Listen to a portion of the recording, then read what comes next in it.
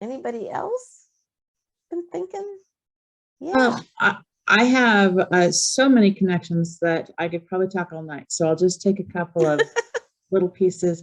One of them is I'm on sabbatical this year, so I'm not actually with my faculty. And that's been really challenging because there's so many things we need to talk about as a team. And I'm not in the midst of all of that right now. So that's my foundation. But the lesson plan information, Katie, I think you're spot on with that. And that's something that my faculty has come out with a new template for teacher prep this year. And I wasn't part of those conversations. And so all I'm doing is getting it through the email. And I really would like to be in conversation about our lesson plan. And the third thing briefly is that I teach in our graduate trauma invested practices program. And I see so many interactions here that need to happen in that program and SEC. But I don't have my team with me to have those conversations right now. And so, and I see that none of my colleagues made it this evening. So it's like, I feel kind of out there on my own in this little lifeboat, like, oh, there's so many things we need to talk about to make us move forward. And I don't have that opportunity right now, but I see multiple connections. I think probably my biggest issue right now is thinking about how we need to be looking at this framework and figuring out how it fits well with the work we're already doing and how to make those integrations more visible. Yeah, I got to say, I think that's such an important comment to make, is that you have to see how it fits. Like, it's not like starting from scratch. It's looking at what you already have. And then I don't know if I told this group about, like, we did when I was at San Jose State, we had one session with the faculty where we had this huge long piece of butcher paper that we put up on the wall. And we put all the courses on one side and we put the competencies on the top. And then everybody got to use Post-its and kind of look and see what they were doing. And so they could see what was already happening. And then they could see where there was either too much duplication or where it was something was missing. And then the other part of it is, we've been talking a lot about the context and assumptions and beliefs and how that all fits in, because it's not just enacting competencies. The competencies are based on understanding context and that lead to assumptions and beliefs. But you will have a chance to get back there, and it does take time. I will say, it just takes you want to kind of you just want to do things, and I totally understand, and it's definitely a challenge, but I think it's a challenge worth taking on. I just really believe that we could make it much better for teachers as they enter the field, and more of them would stay in the field, because they would be doing the kind of teaching that they came into the field to do. So, yeah. Other comments? I'll jump in. I don't know if this actually answers the question. I forgot what the question is. Doesn't matter. Just jump in. And I have a crazy dog running around behind me. So if you hear the chaos in children, that's why. But not necessarily a connection to my immediate practice. Well, tons of connections, but nothing I've put into action at this point. But I'm really excited. We just had our first department meeting with the teacher ed program, and we decided to do this book as a professional development this year. So we're going to be reading it as a department. And which university are you at? Oh, Terry, you're at University of, okay, got it. Yeah. All right. So we're going to be using it as a way to kind of guide our professional development this year, and hopefully see how it can be implemented into our programs.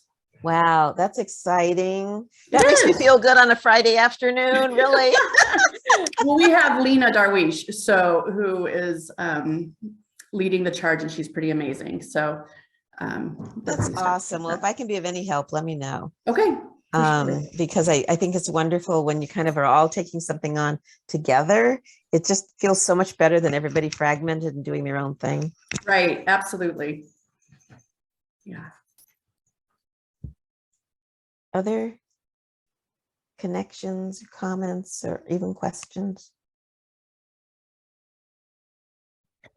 I have a quick question. Maybe it's not so quick. You mentioned something about, wondering if when people practice this way, if it would impact teacher retention. Has anything been done on that you know of? Well, there's nothing that's been done on it in our framework. I am sad to say. That's something that, but I will say that I have very anecdotal data that our work in Sunnyvale School District. I know of at least two, and I think there's more teachers who were, one who was a 10-year teacher, one who was a 20-year teacher, who after taking, they worked with us as cooperating teachers and went through, and actually they helped develop the framework to some extent. But this whole way of approaching being in the classroom, being with kids, it kept them in the field. I mean, they made a very big point of saying to us, I was burning out, I was planning on leaving, and this totally re-energized me because it's the way I wanted to teach. And it gave me a language and a roadmap going forward to be able to do it. And they got very excited, and they have since become leaders in their district. And one went to Michigan, and she's been doing leadership work there. And I've heard that from other teachers. And again, it's anecdotal. But it just seems, I know that when we've had professional development sessions, when we have, these year-long things, people come away and they feel, number one, that they were heard. And I think that's really important for educators, whether teacher educators or teachers in the field. And number two, with the teacher educators, it gave them something to kind of bring things together in the program. And it provided a way to approach teaching practice and just a way of being. It was far more positive than a lot of what goes on in education, where we're constantly looking for what's not working. And here we're saying, like, here's what, if you do this, it can work. What are you already doing that's like this? We're looking at the framework. So my long answer to your short question that doesn't really give you much is that we have very small anecdotal evidence that it has made a difference for teachers in keeping them in. And it is, if somebody wants to do a dissertation study or whatever, it would be an awesome thing to do. I mean, we'd love to see some study done. Somebody's doing a study in Sunnyvale of teachers there who used our framework. But I'd love to see taking people from somebody's program, in Oregon and Washington. In Washington, we're kind of looking at, like, what happens when they go out? Are they different? Can you take teachers who are in comparable settings and say that they seem to be more resilient, they seem to be able to persevere, they seem to have a more positive attitude, and be doing a good job with the kids, and the kids feel good about it compared to teachers who aren't trained with this perspective. And that is a question to be answered. So sorry, I can't give you more specific info. Yeah, I think anecdotal evidence counts for a lot, actually. So thank you. Me too. I'm a qualitative researcher, so that's my whole thing. Not that I don't think quantitative is really important, but I think, what I was saying, I think I may have gotten off track, is that every time we do these PDs, people are they leave more invigorated. And I'm constantly amazed, because sometimes I think, okay, well, we did a really good job this year and it was a great group, but next year's a totally different situation. And every year has been the same. And I find that really interesting because, in classes, when I teach classes, sometimes it goes better than other times. But when we've worked with teacher educators, and I think partially because they're there because they want to be there, it's not like forced on them. I think that's really important. But at any rate, yeah, it's been positive. that's awesome. And I actually think it's the empowerment, actually. While it can be inspiring and restful, a weekend can be that too. But we know that's not the answer. We know that a spa day is not really the long-term answer. It sounds like you've found something, and you've worked in a lot of different angles to create a framework that actually empowers teachers in a way that I think we're hungry for. Well, I have to agree. I think that that's what we've been aiming for. And that's what we're constantly pushing to make clearer and clearer to people and to help them do it. So thank you. I have to echo that from Joan, that the ability to actually do the things in the framework, right, with the guidance from the teacher moves is hugely important. And I think that's one of the things I'm actually in the Institute right now with folks from Washington. And so I have the pleasure of seeing Nancy every month and talking about these things and how to implement it with teacher educators. And I've already been able to implement certain aspects in my classroom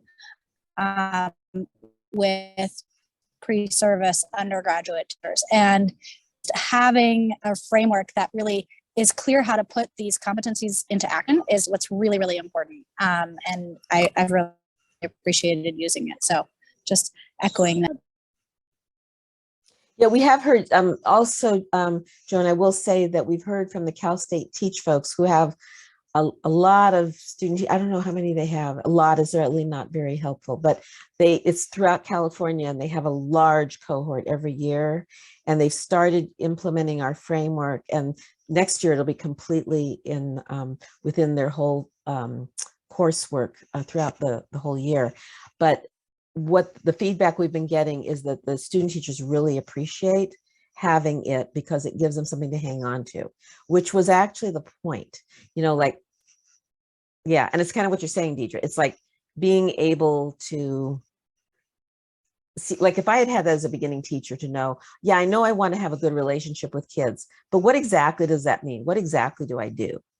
And to get much more specific and then realize that it's not just layering on stuff, but that it all fits together. Like we were talking about the, I guess I've had these really good conversations this week, so excuse me for sharing, but we were talking about trauma-informed practice because that's, usually taken out, and there's like whole programs on that. And because it is very important, and we're talking about like, well, really, should it be a teacher move within building trusting relationships? But then we realized that building trusting relationships is what we call the super anchor. And that's really has to be connected with all the other competencies that are going on. And so if you're doing that, then the trauma-informed practice is coming along as part of that. If you're doing all the competencies, you're doing trauma-informed practice. And so we've still been trying to, you can see, it's always a work in progress. I think anything that's sort of dynamic and you don't want it to be in concrete. But I did want to share that with you just because I think that that's been a very big issue. That is a very big issue, trauma-informed practices. And it is a way, like using the framework to say, if you're doing all these, if you're attending these competencies, and thinking about context and assumptions and beliefs, you're dealing with trauma-informed practice. So just want to share that.